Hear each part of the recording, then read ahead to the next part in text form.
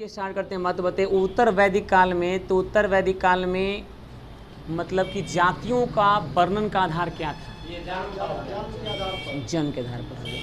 बताइए उत्तर वैदिक काल में हल के लिए किस शब्द का प्रयोग किया गया? हल के लिए सीरा और हल रेखा के लिए सीता। उत्तर वैदिक काल में मुद्रा का इकाई क्या था? निष्क और शतमान था। सर निष्क और शतमान था।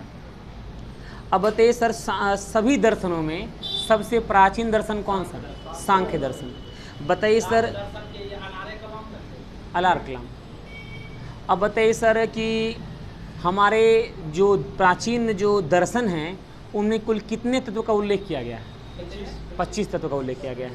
बताइए कि सत्यमेव जयते किस उपनिषद से, और यह किसका उपनिषद है? अथर्ववेद का। और बताइए सर, अथर्ववेद में उपनिषद मतलब उपनिषदों में यज्ञ का तुलना किससे किया गया है? टूटे हुए नाव से किया गया है। अब बताइए सर कि गायत्री मंत्र का रचना किसने किया था? विश्वामित्र ने किया था। बताइए श्राद्ध की प्रथा का शुरुआत किसने किया था? नहीं सर, उत्तर वैदिक काल में। बताइए सर कौन किया था? दत्तात्रेय ऋषि के पुत्र निमि ने किया था। बताइए उत्तर वैदिक काल में किस नगर में प्रथम बार पक्की ईंटों का प्रमाण मिला है? कौशाम्बी। बताइए महाकाव्यों का संख्या वो लिखा है गो 2 है। बताइए कौन कौन? और रामायण और महाभारत। बताइए सर रामायण का प्राचीन नाम क्या है? रामायण का प्राचीन नाम, रामायण को क्या कहा गया है प्राचीन भाषा में? आदि पुराण। आदि पुराण नहीं, आदि काव्य कहा गया है। किस भाषा में लिखा गया था? संस्कृत भाषा में लिखा गया था।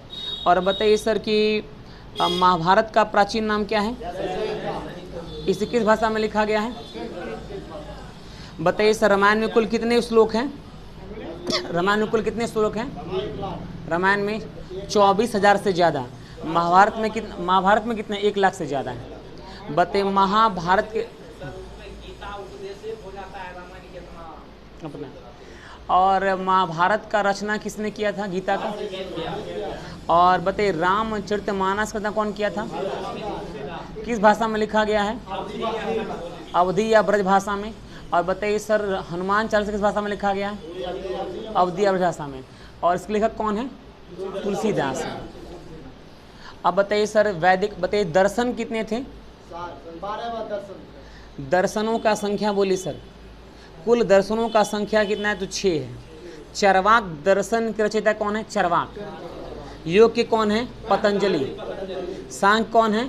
कपिल। और न्याय कौन है? गौतम। और बताइए मीमांसा के कौन है? जैमिनी। उत्तर मीमांसा कौन है? बादरायण। वैशेषिक के कौन है? कनाद या उलुक। कनाद या उलुक है। अब बताइए सर वैदिक सभ्यता कैसा समाज था? मातृ या पितृ?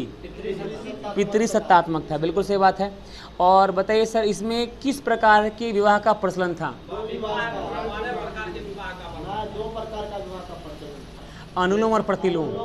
कुल विवाह का संख्या 8 प्रकार का, लेकिन यहाँ पर अनुलोम प्रतिलोम चला था। अनुलोम विवाह का मतलब हुआ कि एक उच्च वर्ग का पुरुष प्रतिलोम का मतलब उच्च वर्ग का पुरुष निम्न वर्ग की महिला। उल्टा हो गया। प्रतिलोम का माने उच्च स्त्री, आप निम्न पुरुष। और प्रतिलोम का मतलब अनुलोम का माने उच्च पुरुष और निम्न महिला।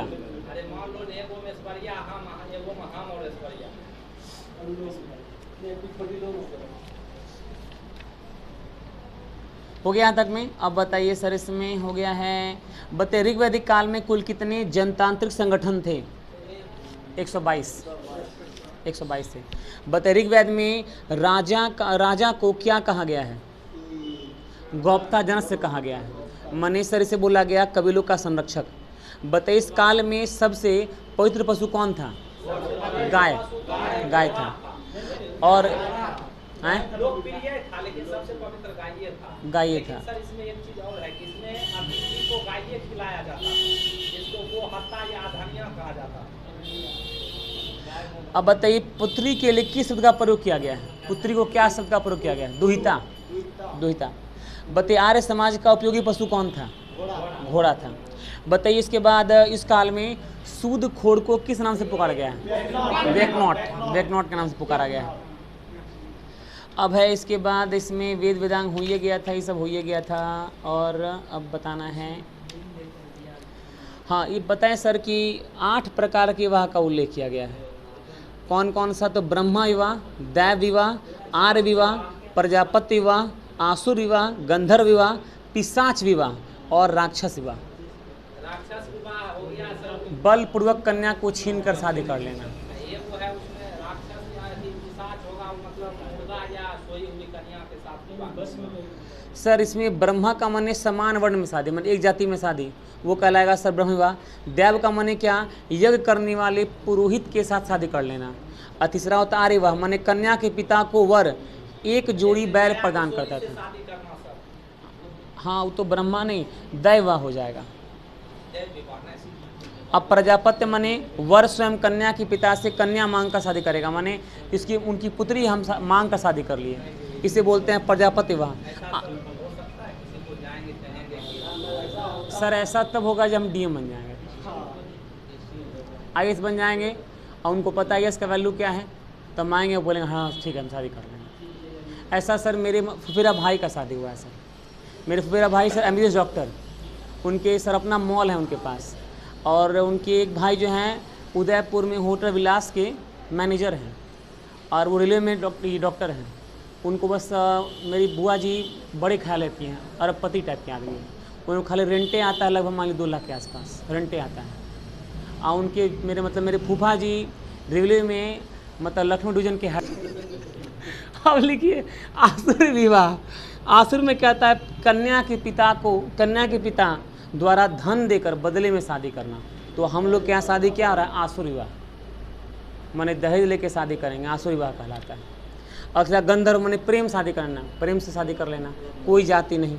अगला पिशाच विवाह, विश्वासघात करके शादी कर लेना, माने हम दिखा दिए हम डीएम है, ब्याह कर लिए पढ़ लग चपरासी से, तो उसे बोलेंगे सर पिशाच विवाह। और राक्षस विवाह, बलपूर्वक कन्या छीन करके शादी कर लेंगे। जैसे मतलब सर पृथ्वीराज चौहान जयसिंह को पत्नी, जयसिंह की पुत्री का नाम क्या था? लक्ष्मी था, लक्ष्मी के साथ बलपूर्वक सुभद्रांगी न सुभद्रा नाम था उसकी पुत्री का नाम। लक्ष्मी नाम था सर, हम दिखा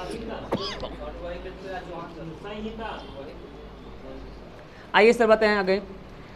अच्छा बताइए कि रासुयुग कब होता था? रासुयुग, राजसुयज्ञ कब होता था? जब राजा पूरे संपूर्ण राजाभिषेक के समय होता था। अब बताइए वाजपेय यज्ञ कब होता था? वाजपेय यज्ञ कब होता था? राजा जब शक्ति का प्रदर्शन करता था। अगला अश्वमेध यज्ञ कब होता था? अश्वमेध यज्ञ कब होता था? सर्वाधिक महत्व, जब राजा चाहता था कि दूसरे राज को विस्तारित करने के लिए अश्वमेध यज्ञ किया जाता था। वो चारों तरफ जीत लेता था, उसको 1 लाख की उपाधि दी जाती थी। ऐसे मान लीजिए। अच्छा बताइए सर इसके बाद इसमें अस्तोमा सदगम्य कहाँ से लिया गया है? ऋग्वेद से लिया गया है। अब बताना है इसमें कि वैदिक युग में जौ को किस नाम से पुकारा गया है? यव, जौ को यव कहा गया है। छावल को क्या बोला गया है? व्रीहि कहा गया है, व्रीहि कहा गया है। अब बताइए सर कि ऋग्वैदिक काल में मृदभांड को क्या कहा गया है? गोरुवर्णी मृदभांड कहा गया है। अब बताइए ऋग्वैदिक काल में आर्यों का धर्म क्या था? प्रकृति का पूजा करना और यज्ञ करना। और बताइए सर सामवेद का रचना किस नदी के किनारे किया गया था? सर यजुर्वेद, सामवेद, अथर्ववेद का रचना गंगा यमुना के किनारे किया गया था, और ऋग्वेद का रचना सिंधु नदी के किनारे किया गया था। अब है इसके बाद बात खत्म है। सर भोजन का अभिलेख का संबंध किससे है? भोजन का अभिलेख का संबंध ईरान से। खत्म हो गया सर आपका वैदिक सभ्यता। अगला चैप्टर का नाम है कौन सा? जैन धर्म, महाजनपदों का उदय है। लिखिए महाजनपदों का उदय कल करके आना है। उल्लेख पहले किस पुस्तक में मिलता है? बौद्ध धर्म ग्रंथ के अंगुत्तर निकाय। अंगुत्तर निकाय में। मतलब इसके बारे में मतलब कि जो उल्लेखित किया गया था कब किया गया था?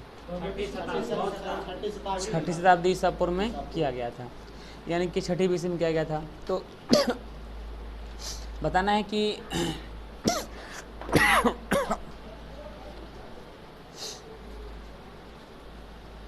आर्य जातियों के मतलब आर्य जातियों के परस्पर विलीकरण से क्या होता है, महाजनपद का उदय होता है। तो महाजनपदों का संख्या कितना था? 16 था। अब बताइए कि मतलब कौन से जैन धर्म ग्रंथ में महाजनपद का उल्लेख है? भगवती सूत्र में। इसके लेखक कौन है? भद्रबाहु है। भद्रबाहु है। किस भाषा में लिखा गया था उसको? संस्कृत भाषा में लिखा गया था। अब बताना है कि सबसे शक्तिशाली महाजनपद कौन था? मगध सबसे ज़्यादा शक्तिशाली था। बताइए वह कौन सा ऐसा महाजनपद था जो दक्षिण भारत में गोदावरी नदी के तट पर स्थित था? बज्जी ओ अस्मक अस्मक अस्मक अस्मक। बताइए वह कौन सा ऐसा महाजनपद था जहाँ पर लोकतंत्र का स्थापना था? हाँ, वज्जी एगो मल भी कहा है। अगला वह कौन सा ऐसा विश्व का सबसे पहला गणतंत्र का स्थापना? सर बिहार है, वैशाली में है ना, लिच्छवी के द्वारा वैशाली में स्थापित किया गया था इसका। अब बताइए सर महाजनपद में तो पहला बताना अंग का राजधानी कहाँ है? चंपा है। बताइए अंग के आसपास के क्षेत्र को क्या कहा गया है? आसपास का सिर्फ मुंगेर और भागलपुर है। मगध का राजधानी कहाँ है? राजगीर या गिरिब्रज? हाँ बिल्कुल है। बताइए काशी का राजधानी कहाँ है? वाराणसी। वत्स का राजधानी कहाँ है? कौशाम्बी है। बज्जी का राजधानी कहाँ है? वैशाली, विदेह या मिथिला है। कौशल का राजधानी कहाँ है? श्रावस्ती है। अवंती का राजधानी कहाँ है? अब बताइए मल्ल का राजधानी कहाँ है? कुशावती। पंचाल का राजधानी कहाँ है? अक्षत्र या काम्पिल। अब बताइए चेदी का राजधानी? शक्तिमती। बिल्कुल। अब बताइए सर इसके बाद कुरु का राजधानी कहाँ है? इंद्रप्रस्थ। बताइए मत्स्य का राजधानी कहाँ है? विराटनगर नाम है। अब बताइए कंबोज का राजधानी कहाँ है? हाटक। सूरसेन का राजधानी कहाँ है? मथुरा। अस्मक का राजधानी कहाँ है? पोटली या पोतन। गंधार का राजधानी कहाँ है? बताइए बिहार में कुल कितने गणतंत्र ये महाजनपद था? महाजनपद कौन कौन था? हाँ, एगो मगध हो जाएगा, एगो अंग हो जाएगा और एगो बज्जी हो जाएगा। 3 गो बिहार में हो गया है ना। अब बताना इसके बाद कि सबसे ज़्यादा प्रतिभाशाली नगर कौन था? पाटलिपुत्र सबसे ज़्यादा। तो यानी कि 16 जनपद में 3 कहाँ पे हैं? बिहार में स्थित है। उत्तर प्रदेश में कितने हैं? 8 गो हैं। और दक्षिण भारत में कितना है? 1 गो है। पाकिस्तान में कितना है? हरियाणा में कितना है? 1 गो है। चलिए अब बताइए कि अगर यहाँ बात करें तो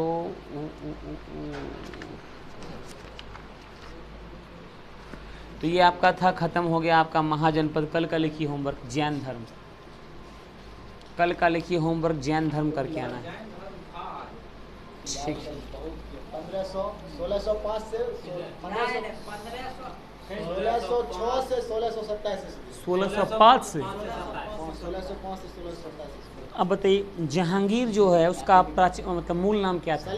सलीम नाम। अकबर ने इसका नाम सलीम चिश्ती के नाम पर रखा था। जहांगीर का जन्म कब हुआ था?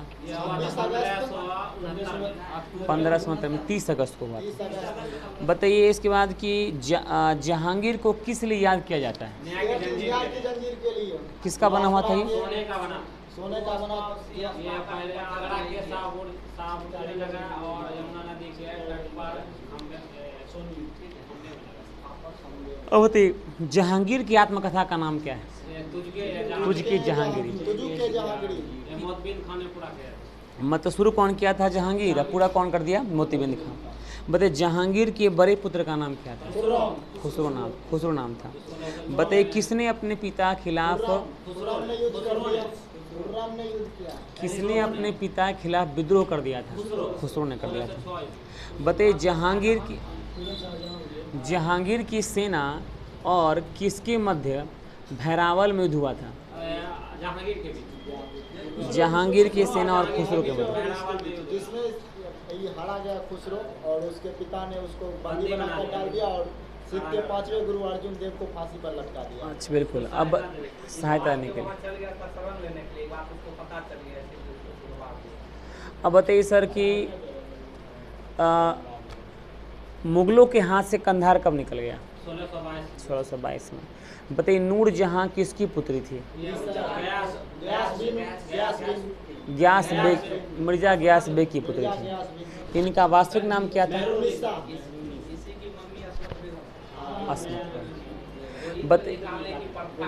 गुलाब सेत्र। अब बताइए 1594 ईस्वी में नूर जहाँ किसके साथ हुआ था?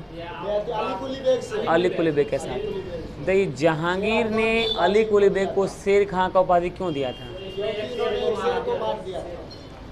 अब बताइए कि शेर अफगान का मृत्यु कब हो गया? 1607 में। और इनकी मृत्यु के पश्चात जो है इनके सलीमा बेगम की सेवा में लग गई थी। सलीमा बेगम की सेवा में लग गई थी। और जहांगीर ने पहली बार कब देखा था?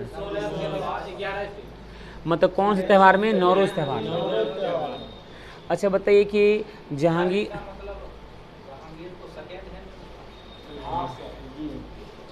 मतलब कि बताइए मेहरुन्निसा को कौन कौन सा उपाधि दिया था? बताइए नूर जहाँ के सम्मान में जहांगीर ने। बताइए कि इसके बाद कि लाडली बेगम और लाडली बेगम किसकी पुत्री थी? नूर जहाँ वही अली कुली बेग शेर अफगान। और बताइए सर लाडली बेगम का शादी फिर लाडली बेगम की सौतेले भाई का नाम क्या था? शहरयार। शादी उसके साथ हो गया था। अब बताइए नूर जहाँ की राम गजबे शादी होता है। अब बताइए जहांगीर के कितने पुत्र थे? 5 पुत्र थे। खुसरो, परवेज, खुर्रम, शहरयार और जहांदार। बताइए कि किसके स्वर्ण काल को चित्रकला का स्वर्ण काल कहते हैं? जहांगीर ने चित्र के बारे में कहा था, अगर कोई मरा हुआ व्यक्ति बनाया है, किसी एक चित्र को किसी के भाव, किसी के हाथ, किसी के हाथ में बनाया तो उसका। बताइए कि कहाँ पर चित्रणशाला का स्थापना हुआ था? आगरा में हुआ था। अब बताना है इसके बाद कि मुगलों के काल में सर्वप्रथम राजा की आकृति वाला सिक्का कौन जारी किया था? जहांगीर ने जारी किया था। और बताना है कि जहांगीर के शासनकाल के प्रमुख मतलब कि शासनकाल में किस कवि को पंडित राज का उपाधि दिया गया था? कवि जगन्नाथ को दिया गया था। अब जहांगीर ये हो गया है। अब बताना है कि जहांगीर के मकबरे का निर्माण किसने करवाया था? नूरजहां ने। कहाँ पे इनका मकबरा है? आगरा में, लाहौर में न है, वहीं ना मारा गया था बगल में रावी नदी के तट पर। अब बताइए सर कि इसके मकबरे पर पितरा दुआ नामक जराव का काम क्या है? क्या है? ये मतलब मेहराब का नक्काशी है ईंट में। और पहली बार इसी का मकबरा मिला था। बताइए जहांगीर का लेख उत्कीर्ण कहाँ किया गया है? ये सर अकबर का अशोक स्तंभ समुद्रगुप्त के प्रस्तुति और जहांगीर का जहांगीर की मकबरा निर्माण कौन करवाया था? नूरजहां। बताइए कि जहांगीर से मिलने वाला प्रथम अंग्रेज कौन था? ये कब मिला था ये उससे? 1608 में। कहाँ मिला था ये? पहली बार मिला था आगरा में। और दूसरी बार जहांगीर से मिलने अंग्रेज कौन था? Captain Hawkins. कहाँ मिला था? नहीं, दूसरी बार मिला था टॉम्स रो। ये कहाँ मिला था? अजमेर में मिला था। हाँ।